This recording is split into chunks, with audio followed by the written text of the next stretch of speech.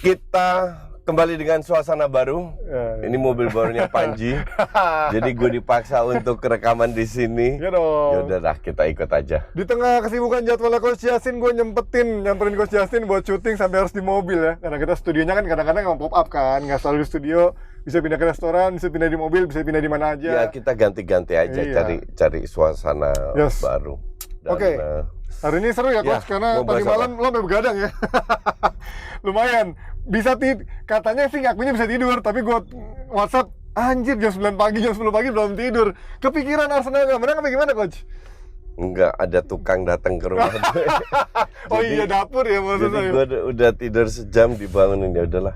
Gila, gue pikir nih sampai segininya bikin konten karena Arsenal nggak menang apa gimana. Tapi kemarin kan sebenarnya orang banyak yang bilang ini sebuah kehilangan besar buat Arsenal. Tapi lawan Liverpool 1 poin not bad juga kan sebenarnya kan. Not bad at all. Walaupun memang sedikit terasa kehilangan besar karena udah unggul 2 gol kan di awal kan. Gini, yang heboh itu kan justru fans non MU. Ya. Yang wah gajahnya jatuh, wah bahaya, oh enggak ini.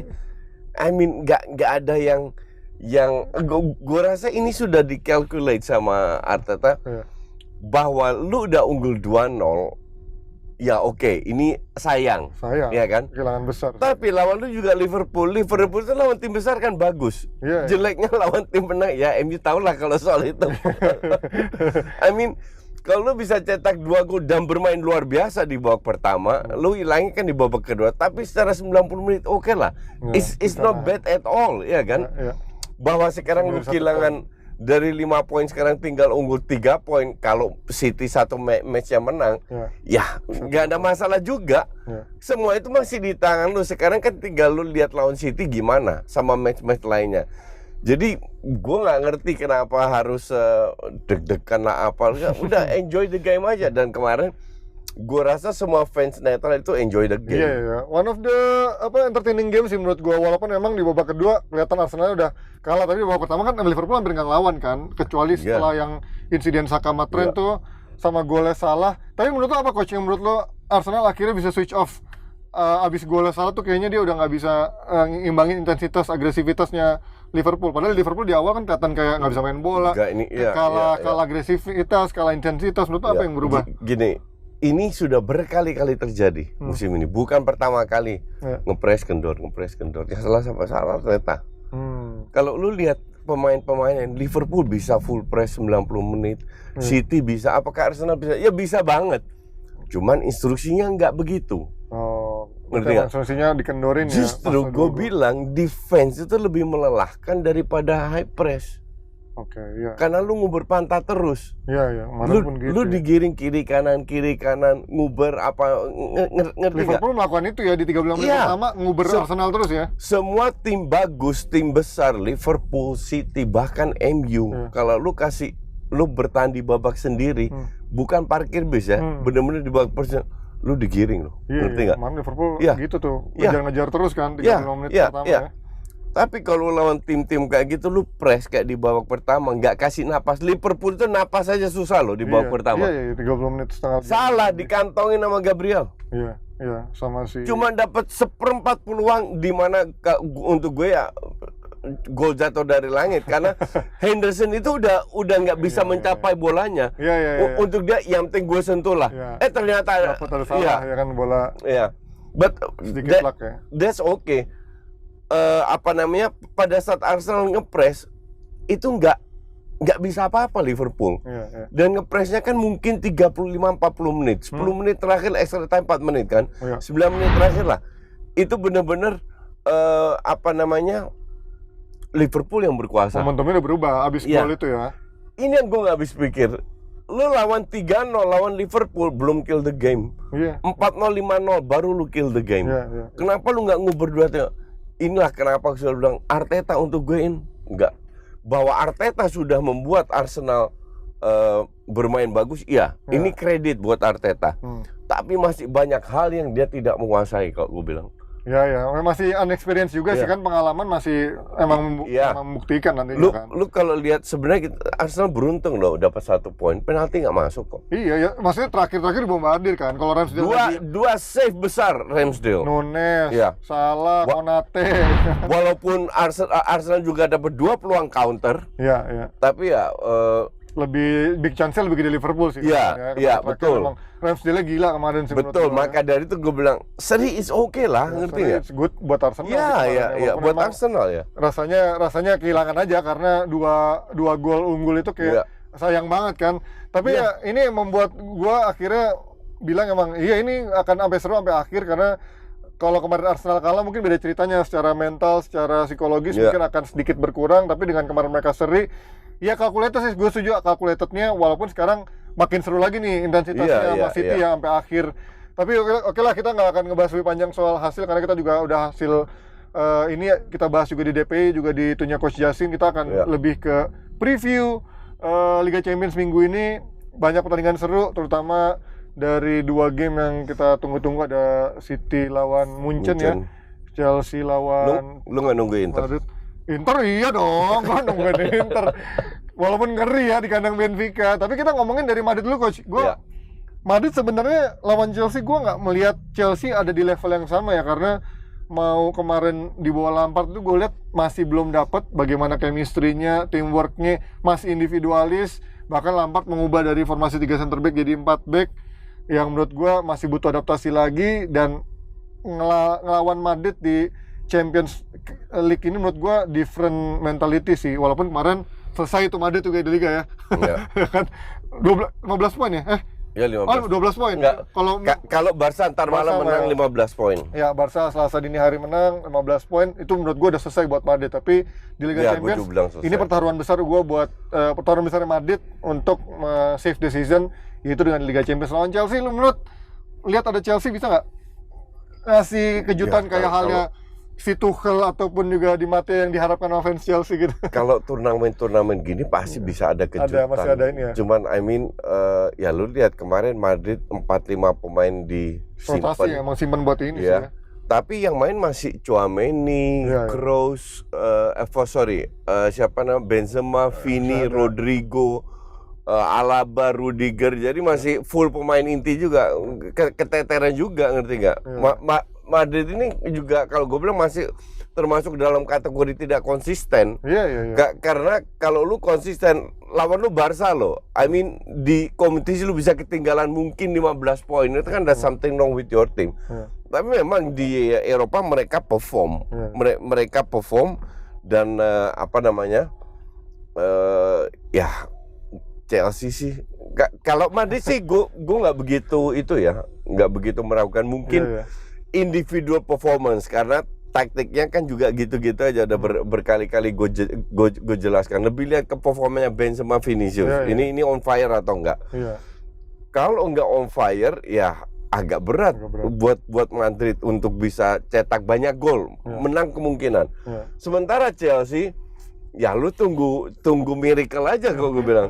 Ya kayak gini. Kalau lu seandainya Bruno Saltor yang pegang, gue masih lebih pede karena dia sudah menunjukkan dengan 3-5-2 mereka bisa bermain bagus lawan Liverpool, ngerti nggak? Walaupun Liverpool juga 4-5 pemain yang di rotasi, tapi bukan dari si menang kalah, permainan, they create many chances. Lampard masuk, berubah lagi 4-3-3, ya kayak dulu lagi lah kasarnya. Tapi kalau 3-5-2-nya Bruno Saltor, itu feeling gue lebih bisa ngelawan. Gue nggak tahu. Kemarin kan gue nggak nonton Chelsea, gue ke gereja kan. Nonton gue sampai 40 menit terus udah bosen. Ya gue nggak gereja. Itu di mana-mana lihat di timeline gue, di grup gue bilang Chelsea hancur mainnya. Boring banget gamenya. Jadi kalau ada banyak orang yang bilang emang hancur, sebenarnya nggak heran juga. Ini kutukan buat Bule ya. Dalam arti Bule kena karma gitu loh. Bahwa lo nggak bisa beli semuanya dengan duit. Iya kan? Lu nggak bisa beli banyak pemain ini, main asal pecat-pecat pelatih ini. You just cannot do that gitu. Sekarang lu kena imbasnya, gue nggak paham juga asli. Nggak, manajemen Chelsea ini gue nggak habis pikir gitu loh. Lu atas dasar apa lu ambil Lampard kembali? Dia pindah ke Everton aja dipecat. Itu pertimbangannya nggak jelas ya. Exactly. Iya. Pertimbangan lu apa? Hanya karena dia pernah main di Chelsea, lu ambil itu aja. Kalau berdasarkan mantan pemain kan banyak juga yang mau pengen ngelatih. Mending lu ambil Hasselbank. Ya Ya kan masih punya basic ngelatih atau jadi asisten whoever, tapi nggak Lampard gitu loh. Ya mungkin ini coach, di awal itu gue bilang pengenan dia kan Lampard punya DNA sebagai pemain, pernah juara, ruang ganti DNA Chelsea As ada a player. As a player. Tapi maksud gue kayaknya mungkin ya yang di benaknya Bully, yang kalau dari gue baca dari tulisan jurnalis tuh kayaknya Lampard tuh diharapkan bisa kayak mecutin nih gue jamin pemain ini kayak gini waktu juara, tapi bukan sebagai tactical play manajer yang bagus. It doesn't work like that. Enggak gini. Kecuali pemain Chelsea itu semua dari akademi. Ya sih. Pemain dari akademi itu dari kecil otaknya dicuci. Untuk ya. Ngerti nggak? Chelsea pride gitu ya. Chelsea pride. Ngelihat pemain hebat, ini pemain Chelsea, ini bla bla bla. Cuman 80% pemain Chelsea itu kan luar bukan akademi, ngerti nggak? Ya. Jadi they don't care gitu loh. Iya kan? Nggak ada kebanggaannya berarti ya. Nggak peduli, nggak peduli lu mau legend Chelsea lah, mau apa, nggak peduli. Jadi lu harus ambil dari lain. Harusnya Bruno Saltorni dikasih 2-3 kesempatan, baru lu ambil Lampard. Tapi katanya Mas Saltorni yang katanya akhirnya nolak ya, akhirnya kayak emang pengen cabut gitu, kayaknya mungkin dia ngerasa. Seinget gue sih kemarin gue emang baca, dia cabut enggak kan? Enggak, bukan, maksudnya katanya dia yang akhirnya negosiasi sama manajemen Chelsea, dia bilang katanya emang kayaknya udah gue lepas aja gitu, karena dia kan juga sebenarnya bagian part of rezim lama kan. Iya. Kayak dulu Carrick kan juga kayaknya akhirnya sadar diri. Oke, asumsi ini dianya nggak mau. I mean, emang nggak ada pelatih lain. Nah itu yang pelatih yang ya kan, tapi nggak banyak coach pelatih yang ready kan, yang mau nanganin Chelsea kan. Cuman dari nggak banyak itu pasti yang lebih bagus daripada Lampard gitu loh. Ya kalau Lampard kan udah kenal. Ya, untuk gue itu gini, yang buat gue itu agak aneh. Ini mantan pemain. Ya. Ini mantan. Ya lu lihat ya tim lu lah MU dengan legendnya Ole itu. Ngerti nggak? Nggak ngaruh sama sekali gitu. Oh dia kena ruang ganti apa? Zaman itu berubah. Tapi kan gini, kalau Ole itu kan sebenarnya bagus di awal kan. Maksud gua setengah tahun doang. Iya kan, kan harapannya kan Lampard cuma buat 10 pertandingan. Enggak. Cuman buat Ole bagus ngandelin skill. Cuman 10 pertandingan ini lu tetap masih ada yang lu bisa raih, yaitu Champions League. Contoh atau Eropa lah, nggak usah Champions League lah. Conference League lah. Ngerti nggak? Lu masih ada ikut di UCL lawan Madrid. Ini sepak bola, bukan berarti lu nggak punya peluang lawan Madrid, pasti ada. Nah dalam waktu dekat gue nggak ngelihat,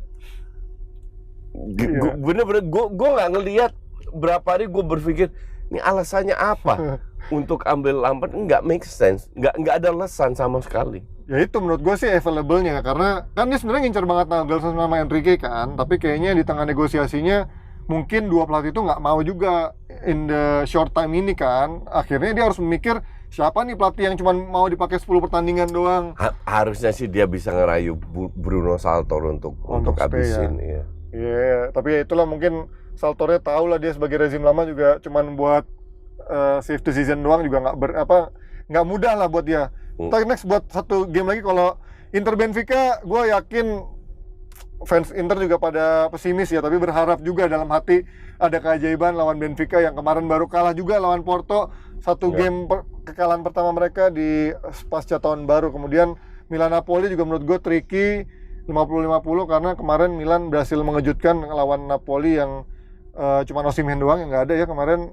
Iya tapi ngaruh. Iya tapi menurut gue artinya Milan pun punya efek kejutan juga nih lawan Napoli yang bisa nanti di Liga Champions ya. Gue lebih pengen ngebahas City Munchen nih coach, karena City Munchen ini menurut gue lebih grande lah. Orang bilang ini early final yang memang juga menjadi idaman selain Madrid, karena Madrid kan juga kita tahu udah agak ngebosenin, Madrid juara terus.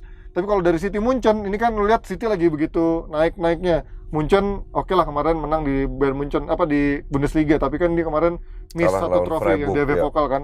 Menurut lo apakah ini menjadi laga yang 50-50 atau menurut lo City akan ada sedikit di atas dengan bagaimana trennya lebih bagus sih? City lebih City lebih unggul di atas kertas. Oke. Karena pemain-pemain ini tetap harus beradaptasi dengan Tuchel, walaupun feeling gue nggak butuh waktu banyak karena mereka adalah pemain berkualitas dalam arti adaptasinya lebih gampang. Tapi kalau lu lihat Munchen ini nggak mungkin parkir bis, ya kan? Kalau semua pemain perform seperti biasa, gue bilang City menang. Tapi kalau ada 2-3 pemain nggak perform atau blunder, bisa aja kalah. Ngerti nggak? Ya kan? Karena kalau kita lihat City tuh sering nggak lolos dari Champions League, bukan karena mereka nggak bagus. Ada aja blunder individual yang stupid blunder nggak masuk akal. Yang memang cuma kecil tapi bisa dimanfaatkan sama lawan. Lawannya siapapun, tim kecil pun bisa gitu kan. Bener-bener kesalahan pemain individual gitu loh, yang salah passing lah, salah kontrol lah, ngerti nggak? Kayak atau yang kesalahan stupid gitu loh. Padahal dari sisi mereka selalu bagus. Nah kalau diabaikan faktor individual error itu, ya gue bilang City lebih bagus daripada Munchen sekarang, karena Tuchel waktu yang terlalu pendek loh. Nggak fair juga lu, kalau seandainya Munchen dibantai, lu nggak fair salahin Tuchel. Oke, sebelum kita lanjut lagi soal City Munchen ini, kita akan kembali setelah yang satu ini. Pakai Next Parabola. Yakin nih bukan piring, kecil banget. Instalasi mudah, kualitas gambar jernih, gratis 100 channel terlengkap. Pakai Next Parabola, jadi maksimal. Oke, kalian bisa nonton live tandingan olahraga dan kualitas high definition mulai dari BRI Liga 1, Premier League, Champions League, tenis, volley hingga NBA via Next Parabola yang dapat menjangkau semua daerah di Indonesia serta instalasinya sangat mudah. Mumpung lagi ada promo berkah Ramadan spektakuler di bulan April, kalian bisa dapetin diskon Rp20.000 untuk berlangganan paket premium sport 30 hari. Nah, bagi kami yang belum pakai Next Parabola, ayo beli dan aktivasi receiver sekarang. Gratis nonton olahraga ternama selama 1 bulan dan 1 tahun, bebas nonton movie dan series terbaik. Yuk pakai Next Parabola dan beli paketnya sekarang untuk keluarga di rumah. Link ada di deskripsi ya. Nonton bola, ingat apa coach? Ingat Next Parabola. Lanjut. Nah ini kalau secara pertemuan rekor historinya kan terakhir ketemu tuh cukup lama ya. Era terakhir City 3 ketemu di Etihad itu 2 diantaranya City bisa menang di Etihad. Tapi terakhir kali kalah itu adalah waktu Guardiola masih ngelatih Munchen. Nah Tuchel punya catatan bagus ketemu City, yaitu waktu nanti Chelsea ya, Liga Champions final menang, di FA Cup pun juga ngalahin City, semifinal mereka menang juga. Artinya Tuchel sebenarnya secara rekor punya sedikit catatan bagus lawan Guardiola, tapi ini memang different team ya, dengan singkat short period dia ngelatih different game. Ya different game juga, walaupun kalau menurut gue kualitasnya Munchen sekarang sedikit di atasnya Chelsea musim lalu sebenarnya menurut gue. Chelsea 2 musim lalu yang dia juara kan, secara kualitasnya menurut gue Munchen harusnya ada di atas itu, tapi kan dengan short period nggak gampang buat Tuchel bisa menjelkan pemain-pemainnya dalam waktu singkat kan. Tapi kalau ngelihat Munchen coach, gue tetap itu ngelihat dia nggak pernah kalah gitu ngelawan tim Inggris ya di tandang di klub Inggris tuh nggak pernah kalah. Jadi menurut gue even dia lagi terjeleknya dia pun dia tetap tim yang alot gitu coach, walaupun dia mainnya nggak bagus-bagus banget ya, tapi alot juga gitu dikalahin. Lu tahu perbedaannya apa? Mereka bertahun-tahun itu punya Lewandowski. Oh iya. Sekarang Choupo-Moting. dan apa namanya, pemain lain kan ya ada perubahan lah, cuman kualitasnya nggak jauh beda. Yang beda itu ya di striker. Belum ada yang menjulang banget sekarang di striker yang mana pun juga belum bagus ya. Lu gimana lu, gue masih nggak habis pikir gimana lu gantiin Lewandowski dengan Choupo-Moting. Ya karena mikirnya kan ada Mane bisa stand out kayak di Liverpool kan. It doesn't work like that. Gak bisa gitu ternyata. Kontribusinya Lewandowski itu luar biasa, ngerti nggak? Dan Mane itu kan lebih, kalau nggak nomor 10 winger, inverted winger, false nine lah, false nine lah apalah. Tapi kan beda posisi, sementara tim ini sudah biasa bermain dengan real striker. Walaupun real strikernya mobile, nggak real false nine tapi lebih mobile. Mendadak dirubah atau tetap bermain dengan sistem yang sama tapi kualitasnya jauh berbeda. Nah itu ngaruh lah, ngerti nggak? Ya sebenarnya kan mereka di awal ngincar Haaland kan. Kecuali dari awal musim mereka beli Choupo-Moting tetap Choupo-Moting di bangku cadangan main dengan sistem berbeda, dengan sistem false nine. Artinya setelah 7-8 bulan mereka udah biasa dengan false nine. Ngerti nggak? Dan ini nggak mereka lakukan. Sistemnya sama, hanya pionnya diganti dan itu berpengaruh banget. Nah ini juga bisa dimanfaatkan sama Pep kasarnya. Gue nggak ngelihat bener ya, gue nggak ngelihat kekurangan dari City-nya Pep ya. Kecuali sekali lagi ini bukan matematika. Iya benar-benar. Ini sepak bola bisa aja 2 pemain aja, 2-3 pemain yang ngedrop bisa kalah City. Iya. Sistemnya City itu kayak Arsenal. Lu harus bener-bener semua 11-11-nya main bagus. Atau jangan jelek lah kasarnya gitu.